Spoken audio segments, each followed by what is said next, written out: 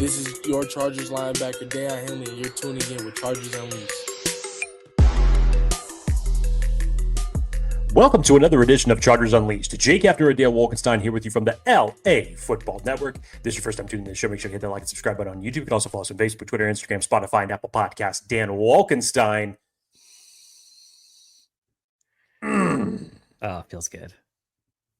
It feels very good.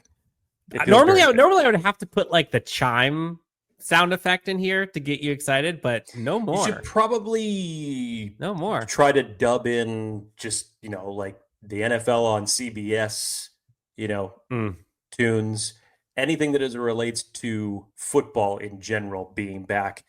And football is officially back, with the Chargers being the early ones to kick off their training camp last week. We were trying to get an episode out over the weekend to recap a lot of the events that took place during the first few days of training camp. Unfortunately, time did not permit itself to do that at that point in time. So it is now Monday. Dan and I have some time, obviously. So we're going to be recapping the first 4 days of Chargers training camp practice. That's Thursday, Friday, Saturday, and following practice earlier today on Monday. So lots to get into, as first day of training camp seems like forever ago now, and a lot of stuff has happened already since then. But damn it, Dan, training camp is officially open. Fans are back to the field. The pads come on tomorrow, and we're just 10 days away from the Hall of Fame game, first preseason game of the season. Chargers against the Lions. How are you feeling? Oh, I feel great. Seeing pads on now, which is fantastic. We're seeing 4 days worth of practice and camp for this Chargers team. We've had LAFB out in training camp at the podium, fielding questions, making sure that we can provide you guys with some context and insights here for Chargers fans. And it's been quite a doozy of a 4-day stretch. I mean, day one was a little rough. Day one. Day one was a little rough. Hell of a day one. You saw the news of Mike Williams' retirement, which was sudden and unexpected by a lot of people, both in and out of the organization. You heard latest on Najee Harris, who's going to be the ex-receiver now that Mike Williams is gone. Sorry, I mean Trey Harris, not Najee Harris. Or yeah. You said Najee. Yeah. You said Najee. Yes, well, Najee Harris. That's what Najee Harris. There are 2 players on this team. Najee Harris and Trey Harris. There's a lot of Harrises. Yeah, and there's news on both, actually. So we'll get into all of that. So let's just go day by day by day. Scratch that. Let's not do that. Up to now, biggest storyline for you? Biggest storyline? That's a good question, Dan, actually. The biggest storyline for me is probably, you might not think that I would go with this. It's funny. I'm actually going through them right now in my head. And for a split second, I was going to talk about the running back spot, considering the fact that Najee Harris isn't practicing, and neither has Raheem Sanders at this point in time. So it's given a lot more ample opportunity for Kamani Vidal, who we've talked about on this show, as far as battling it out for one of the final running back spots. It's great for him. But I think you have to go with the Mike Williams / Trey Harris storyline. I think that that's going to then bleed into the responsibilities of one Quentin Johnston as it relates to this team. And especially when you've heard rumblings, especially after practice on Saturday. Normally, this is how it goes during the first week of training camp. This is nothing new. The defense normally dominates during the first few practices of training camp. That's nothing new. It's just normally how it goes, especially as it relates to the Chargers. Yep. But especially now, when you see the very unexpected retiring of Mike Williams come day one, thankfully the Chargers ended up getting the contract situation with Trey Harris put behind them. He comes into camp. Saw some quick highlights of his presence on Friday, which was very nice. And then Quentin Johnston had himself a day at practice earlier today. Watching this wide receiver room now have to play itself out is going to be very interesting. I don't think that much has changed as it relates to what our projections were. But I think, especially if, let's just say from the standpoint as of now, the wide receiver room stays the way it is. I don't expect it to. I think the Chargers will be on the market for more wide receiver help, but let's just take it for what it is as it stands right now. And let's move into what Dan likes to call a hypothetical situation. Oh boy, on these shows. So you take Mike Williams out of the equation. Trey Harris instantly becomes the primary X option for this team. And rightfully so. That's what he was great at Ole Miss, especially when it comes to contested catches. You know what you're going to have in Ladd McConkey. And then comes Quentin Johnston, who today actually had 2 deep passes that he caught. One that was on Triquez Bridges, and the other one that I believe was caught on Nico Reed for the 2 that he caught for touchdowns. And if you saw where his position was, it looked like he was playing at the X receiver spot on both of those passes.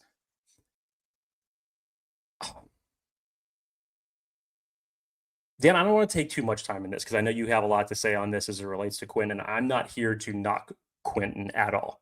But I think that there's more to the Quentin Johnston situation that really needs to be talked about because this is a terrific opportunity for him. And he said on Saturday that he has the most confidence in himself going into this season than he has in the previous 2. But you kind of look at the writing on the wall before training camp starts, and you go back and you reassess what the Chargers did from a roster standpoint in just one offseason. Assuming that Mike Williams didn't retire, you went out and signed Mike Williams as downfield, X receiver, contested catch option.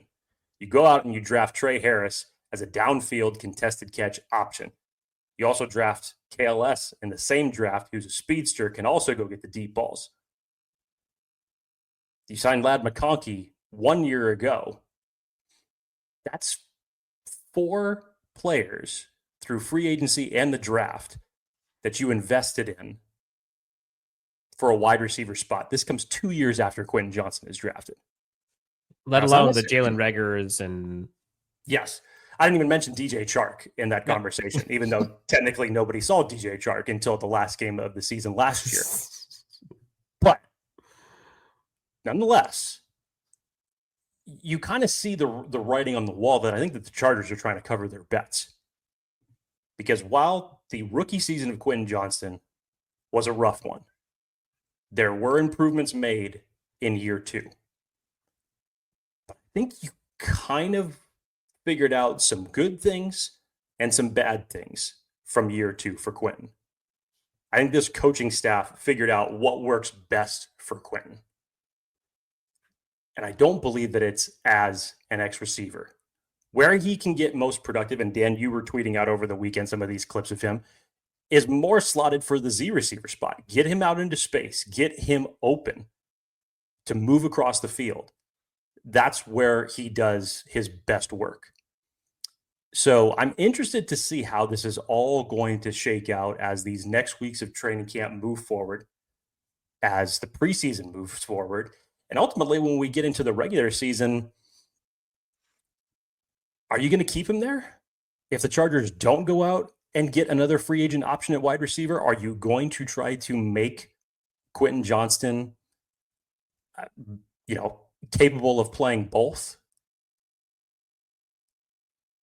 I think it's a very, we obviously know it's a huge year for Quentin Johnston in terms of his own expectations for what he has for himself, which could make or break his expectations going forward with the roster beyond 2025. But this is going to be an interesting situation to see how it plays out. Again, I'm rooting for Quentin Johnston. I am not trying to downplay or overplay this situation. Yeah, but it is one to watch. That is for sure.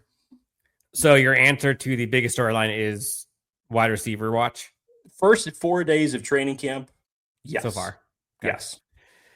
Yeah, and I probably would agree with you in the sense of impact to this Chargers team success. And you could parlay that with pass catchers in general when you look at the Tyler Conklins and the Aronde Gadstons.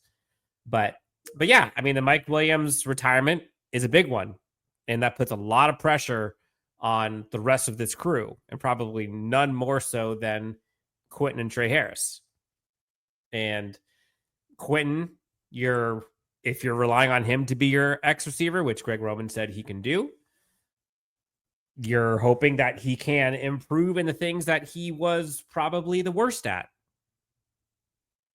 Contested catches, deep downfield, in isolation, separation on the boundary, like all of these things. And of course, hands. Like these are all the pieces that as an X receiver, you have to be pretty darn good at. And Quentin, quite frankly, has to improve. He knows that. The team knows that. The fan base knows that. We also have heard that he has worked his ass off this offseason. His confidence is high, and he's improved on some of those things. And he has improved from year 1 to year 2. So are they expecting Quentin to be that glow up transformation into now the X receiver? Or I suspect probably more so Trey Harris to be that. Now, could they each be both? Yes. You talk about cross referencing positions, they probably would, in theory, like to have both of them play different positions. But that wide receiver room now, in my opinion, you're relying on a lot of things that you haven't seen yet. And that's risky business. Now, could it play out? Sure. Do I want it to play out? Absolutely. But is that a risk that Jim Harbaugh and Joe Ortiz are willing to live and die off of? I'm not sure. And so these next few weeks, I think, are going to be really indicative on this roster, especially the wide receiver room. If you see a move at wide receiver, that tells you all you need to know about their confidence in this receiving room's current ability to do what they need. Now, you see Quentin continue to ball out. You see Trey Harris step up. You see Jalen Reagor continue to do what he does. Ladd McConkey stays Ladd McConkey. There's a lot of opportunity where maybe they think this is good, right? But there's risk involved. Is the wide receiver room better than last year still? Yes, it is. Trey Harris is a massive, massive improvement to this wide receiver. Hard to get worse than what it was last year. Right, but I've seen people say, oh, now we're just as bad as last year. Stop. Ladd McConkey's going to be better this year. Quentin's probably going to be better this year. Darius Davis might be more involved. We'll see KLS, who's now at practice again. They've improved. But, yeah, I think the Mike Williams retirement, which I don't think this has to be said, but thank you, Mike Williams, for literally everything. You were one of our favorite interviews. We had you on the show probably twice. 5 times. No, way more than twice. Is it more? We've had him twice here. We've had him twice in camp. We've had Mike Williams on quite a bit. I think it's probably because the only one that I was actually able to be a part of was the one that we had with him at training camp. That's probably why it's not like that for me. Yes. So yes, as Dan's saying. Real quick, I don't know if you hear this, but my daughter's saying hi. Hello, Avery. Is she upset about the Mike Williams retirement as much as everybody else was? She wants to share her Barbie currently. Okay, Barbie. Much different situation. Yes. Then. She was a little torn up. She does have we have a Mike Williams jersey here. It's the kids version, so she was a little upset. But other than wide receiver, I think Daiyan Henley is a big one. Oh yeah, I think if this team has a linebacker who's an All-Pro or at that level, which we've heard Derwin allude to, we've seen a lot of players talk about, and Daiyan himself with his own,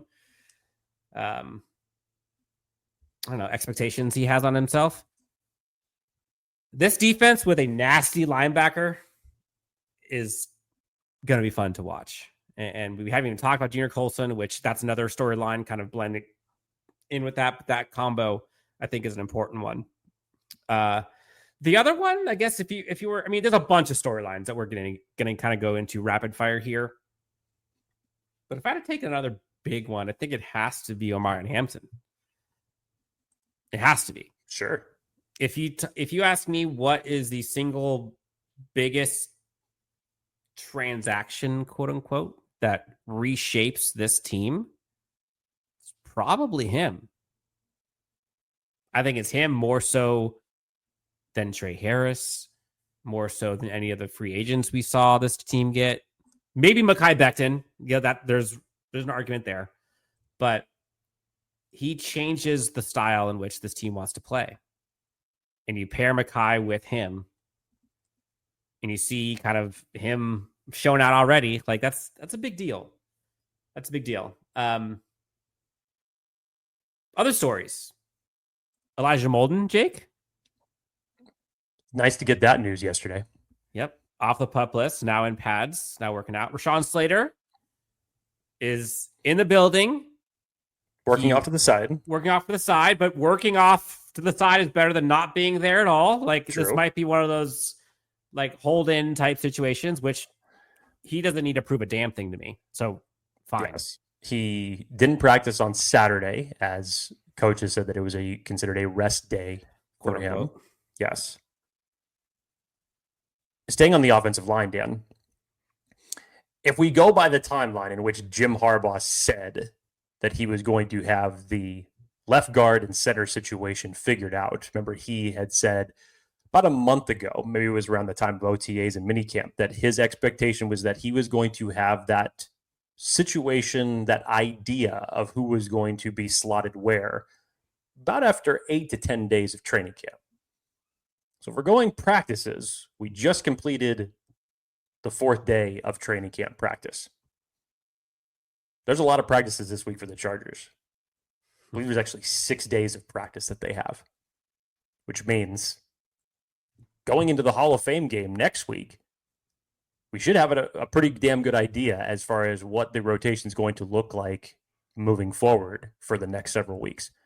And as the Chargers were doing in previous offseason activities, they are rotating Daiyan Johnson and Bradley Bozeman on alternating days between center and left guard. Today, Daiyan Johnson was back at center. During Saturday's practice, it was Bradley Bozeman at center, and so on and so forth. So 2 practices, Bradley Bozeman and Daiyan Johnson have both played in alternating days, center and left guard. I will assume that by the time that we jump back on here a week from now, we will have heard some official slotting of who's going to be at what position getting ready for that Hall of Fame game.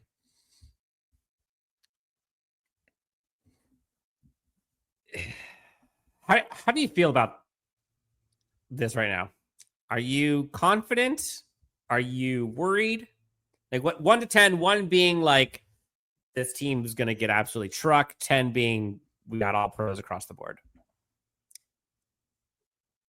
I've said it multiple times. I would have gone a different route on this, as especially getting Andre James more in the mix for the center spot. But we're now in the beginning of training camp.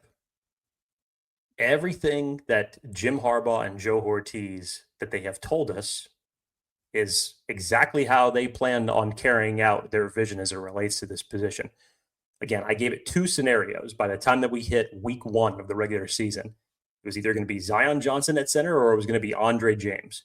You don't play back the same 5 offensive line combinations, save for Mekhi Becton, but you don't play Bradley Bozeman back at center and Daiyan Johnson at left guard, because you've seen that tape. Houston put a stamp on that for you during the playoffs last year. You do not rewind back to that. So you don't run that back. Mm-hmm. To your question as it relates to confidence, it's hard to put a number on that. Now, everything that you've heard thus far from Jim Harbaugh, Justin Herbert, anybody else in terms of the confidence, the athleticism of Daiyan Johnson definitely gives him a good leg up as it relates to the center position. But we're still talking about a player who has never played center before in his pro or college career. So is it natural to feel a little bit nervous about that? Damn right. Sure. I don't know how it's going to play out. I really do not. But, Dan, I'm not on the team. I'm not in the coaches' meetings. Yeah. And as we all know, Daiyan Johnson's 5th year of his contract was not picked up. So this is a contract year for him. But the Chargers front office and their coaching staff are giving him every opportunity to earn a second contract, and you're doing it by putting him at a new position. The confidence must be otherworldly for Daiyan Johnson to be able to handle this type of task. Yeah, and again, like, they have some in case of emergency break glass contingencies, right? Like they brought in Andre James, like they can switch over with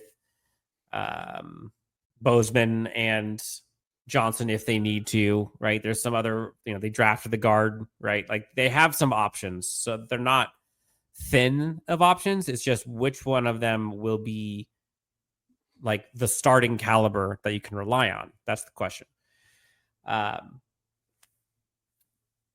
I think it's important to not go too far with the Oronde Gadsden hype, which I'm there. Are you sure, Dan?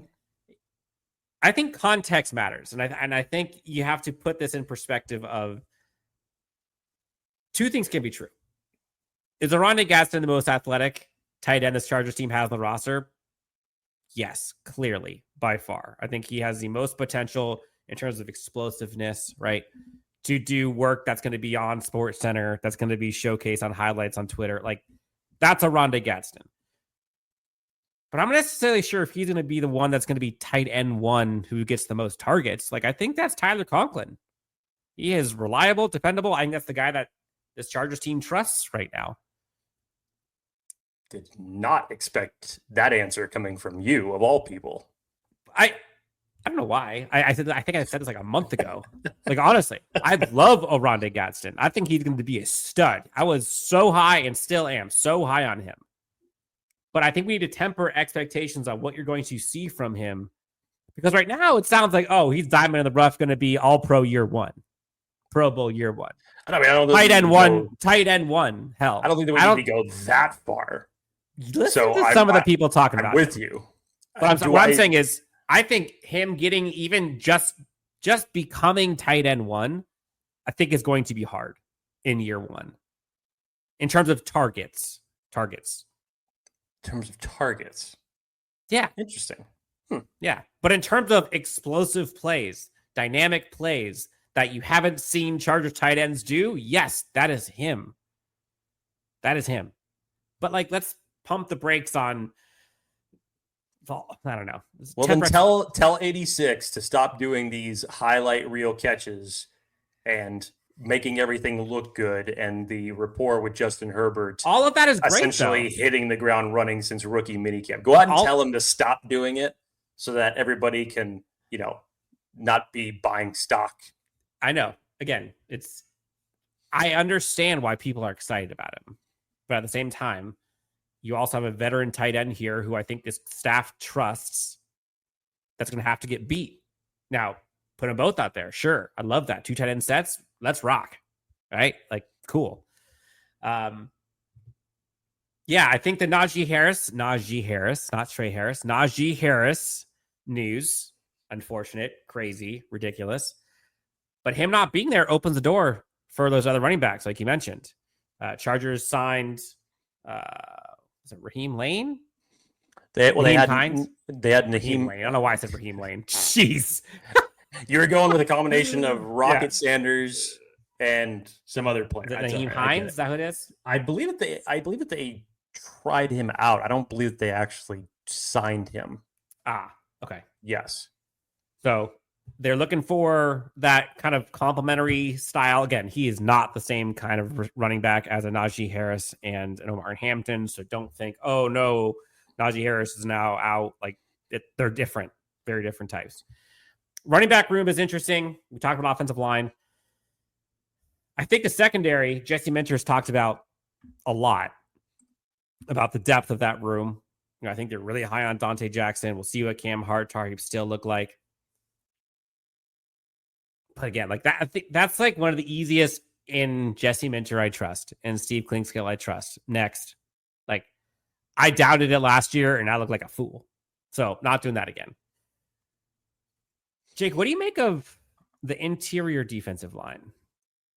Yeah, we kind of got our first glimpse of it as far as the early rotation, what it was going to look like, and Jesse Minter alluded to this when he was up at the podium a few days ago, that they believe that it's going to be a nice, healthy rotation. And obviously they're deeper, but much like I figured it was going to be with the moves that they had made during free agency and the draft.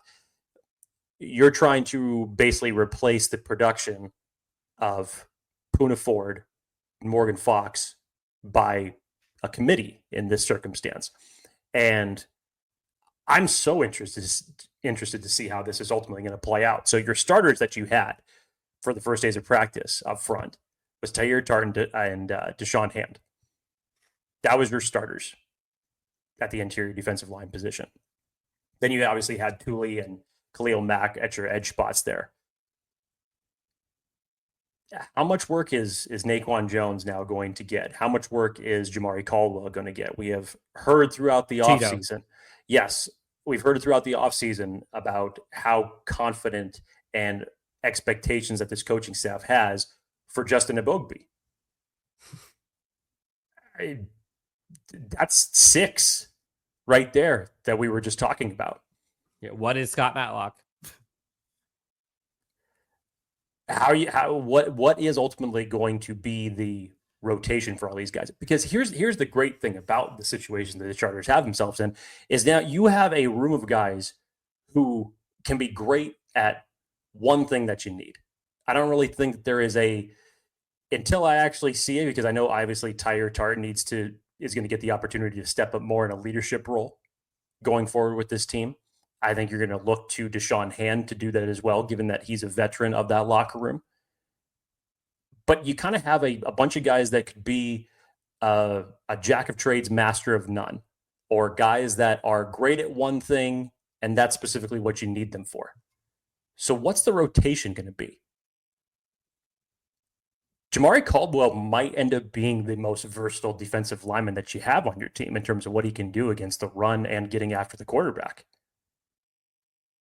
What's the package going to look like for him? Tito's predominantly great at being a good run defender. Same for Justin Ebogbe when he came out of college, but I think that they're going to expect a lot more of him in terms of his pass rush ability. But how are you going to build this makeshift defensive line room? And in terms of bringing it out to using each player to the best of their abilities for the packages that you have out there. I'll be interested to see it. Moving on. Jalen Reagor. You're seeing some pretty nice grabs by Jalen Reagor. I don't know what to make of that. It's not bad news, that's for sure. The staff seems to be high on Jalen Reagor. His draft position was high. What do you make of the Jalen Reagor seemingly impact? Well, you take advantage of a Mike Williams retirement. And we didn't talk about Jalen Reagor when it came to our predictions for the 53-man rosters, more specifically when we were talking about how many wide receivers the Chargers were going to keep. Because remember, last year they kept 7. I don't think you keep 7 this year. And that's regardless of if there is another person that is brought into that room. I don't believe that you keep 7. But as of now, with the change in the wide receiver room over the last week, you could say confidently that Jalen Reagor, as of right now, may have a spot in that wide receiver room.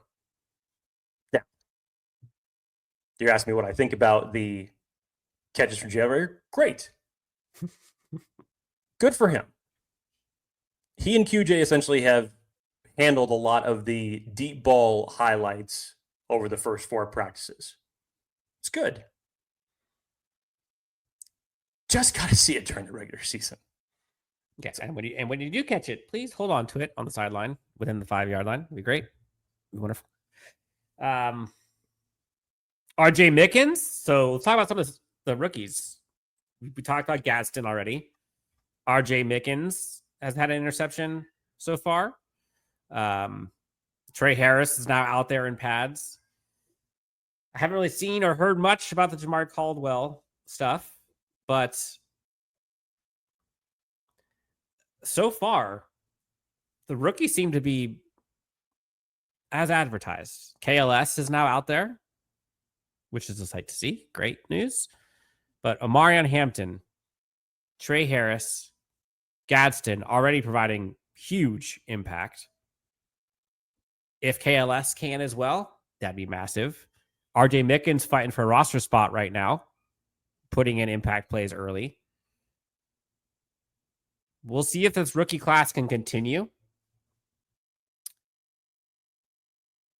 But if they can get 4 guys to impact this team from their rookie class, like, you sign up for that. With a deep roster, that's a win. Yeah, I was going to put the line at you're lucky if like any draft class, if you're able to get 3 or more that are able to come in and immediately produce, you've hit something. And the first 3 that Dan named just now, those are the big 3 that you're thinking could step in immediately due to what the respective room looks like and what you need from them. And you're talking about 3 guys in Hampton, Harris, and Gadsden that could step on the field week 1 and be instant contributors. That's not including KLS. That's not including Kyle Kennard. Nope. That's not including Triquez Bridges. No. Which, Kyle Kennard's staying on the roster. KLS is for sure. I mean, pretty nice expectations to have for players who were drafted 1st, 2nd, and 5th. Pretty nice. Yeah. Yeah. And boy, is it nice to see Justin Herbert chucking it again. I feel like every month there's some idiot online who's trolling Justin Herbert and saying that he's whatever. And the guy just ho-hum, just keeps doing what he does, right? Now he's doing it with these red contact lenses. Have you seen these? Like, and you see some people put like thumbnails out on YouTube where they have like the crazy eyes. Like, now he just is that.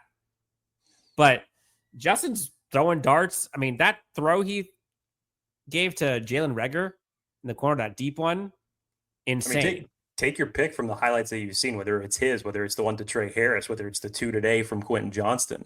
The Gadsden one, the one from to Quentin the other day where he down the middle, where he goes over his shoulder catch, kind of an awkward one. Like, yeah, he's just fine. And again, this team lives and breathes and will die with the hands of Justin Herbert. Like, he is their number one reason why their expectations. But so far, he's as advertised. Again, one of the guys I don't have to worry about. We were all wondering what Cameron Dicker was talking about when he was on that show, when he was explaining that they went out for a night. Justin Herbert, and I can't remember who the third player was, but they went out and they put on these red contact lenses. And he was saying, it's like, yeah, we look like a bunch of vampires rolling into this restaurant. And now we know what it's for. They're UV protected, and apparently, according to Justin Herbert, doctor approved contact lenses. He said he tried with the visor last year, and just too often it would get fogged up, which is why he's gone this route for UV protection. But hey, man, he already looks great throwing the ball. So if you can make him look like Blade or the Daywalker while doing it, it just makes it look that much cooler. Yeah, I think another storyline too is, we talked about the depth of the cornerback room, but we talked about in the last episode about how important it is for guys who are trying to keep a roster spot. Oh, yeah. And you saw RJ Mickens, Dean Leonard. We've seen show out now as well, which I like Dean Leonard a lot. Yeah, he had pick six one of the first few days, right? Mm-hmm. I believe it was the second day of practice. No, excuse me. Third day of practice, he ended up getting a pick six. So those are big for those players. When you're trying to make this team, special teams is the way to do it, which Dean Leonard, that's his calling card as well. But you think about like Dean Leonard, Triquez Bridges, Ja'Sir Taylor, RJ Mickens. It kind of seems like those guys are battling it out for 3 spots max. So keep your eyes out for those players and the plays that they make as camp continues. I know we've kind of gone rapid fire here through a lot, and there's only so much you can glean from training camp, let alone training camp without pads, which are now having pads on, which is good. Any key storylines that you feel are under the radar or that we haven't discussed? Yeah, it's not so much with position based, Dan. It's more individual based. Let's go with Tuli Tuipulotu and Junior Colson. Let's start with Tuli for a second because he was at the podium on day 2. Jesse Minter, Khalil Mack were up there. Jesse Minter was talking about the expectations for Tuli going into this season, obviously overtaking for Joey Bosa and what they expected out of him, what they believe in him already. And we've known from the mic'd up episodes from last year how much Jesse Minter loves Tuli. So they're fully confident in his ability to come in with a starter package of snaps to take on that role for Joey Bosa.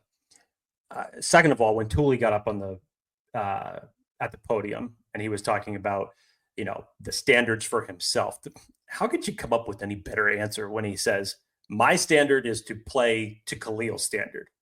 He is the standard. I mean, you can't get any better of an answer from that. And later, of course, Khalil echoed that sentiment of what he has seen from him, that much kind of like in the way Daiyan Henley has become a voice of that locker room. Khalil Mack says, Tuli's been quiet, but when he speaks, people listen to him. So it's a huge year of expectations for Tuli jumping into year 3, first year as a full-time starter. You get all the advantages in the world of getting to be paired with a guy like Khalil Mack and what he's even teaching the rest of that room. Huge expectations for him, Dan. And I'm excited to see how this all ends up playing out, developing, because we know what Tuli can do in terms of getting after the passer. Mm-hmm. I think it's only going to get better. Where he needs to tighten up the screws a little bit is in the run game. And when we talked about Joey Bosa, when he was healthy, he was one of the best edge setters in the entire NFL when it came to going up against the run. That's going to be a big task for Tuli moving forward, no doubt about it. Jumping back over to Junior Colson for a second. He was at the podium after practice earlier today. He was lauding the coaching of linebackers coach Navarro Bowman in terms of him getting assistance from him during the offseason, whether it was his training regimen, his nutrition, his diet, whatever he needed help with. But he has gotten so much help from Daiyan, from Denzel Perryman in that locker room. And we talked about it, Dan, when he was drafted, and we've had him on the show before.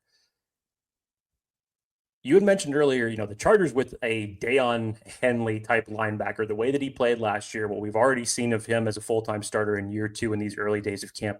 Imagine if you have 2. Because Junior Colson, honestly, even to today, even after 2 years of being installed in this Jesse Minter defense, knows more than 95% of that locker room for the defense because he lived it at Michigan. He knows what's expected of him, what Jesse Minter wants out of his defense. And you just get a duo that is athletic and intelligent of Junior Colson and Daiyan Henley to emerge in this defense throughout the season. Man, that is going to be a huge benefit for them. It is. It is. And there was a quote from Jesse Minter that I thought was awesome. He talked about the standards. Jesse Minter said, quote, "I operate on the standards instead of expectations. I operate on standards instead of expectations." The standards have risen so much with this Chargers defense, specifically this Chargers defense, to where when you have someone who says that, like, oh, yeah, I get it, versus when someone says that and you're like, yeah, whatever. Sure. This defense is led by a pretty legit crew. You talk about the Kling Scales, you talk about the Navarro Bowmans, the Jesse Minter, like it runs deep. It runs deep. I'm curious to see as camp continues, now, the offensive line, I think, is going to be a bigger story as this week goes on in San Diego now, I believe. There's a lot of pressure on that left guard center stuff. And now's where you're going to start to see news coming from those positions, good and bad, internal or external. If the Chargers bring in somebody because of something happening or not happening in camp, who could possibly win those battles? I think that there was I saw a clip on Twitter. I don't know if you saw it, Jake, where it looked like there was a stunt happening and Zion I think it was Khalil, straight shot right to Justin. They let the play go, but it wasn't pretty. Again, you'd rather it be at camp, but still, this is where those stress tests begin. Anything else? You went through a ton here. It's good 4 days of Chargers training camp practice thus far. It's great seeing people back out there. It's just that atmosphere of knowing that Chargers football is back. We're literally this close to preseason, and I don't think that anybody could be more excited just to have preseason NFL football back. It's wild to say that, but this is how depraved we are as football fans when it comes to this type of the year. So excited for what we're going to get here heading into the 5th practice of training camp with the pads coming on tomorrow, and how the rest of this week's going to play out. Dan, bold prediction, I'll give one for you. I think the Chargers will add to that wide receiver room before the end of the week. Really? Yes. Huh.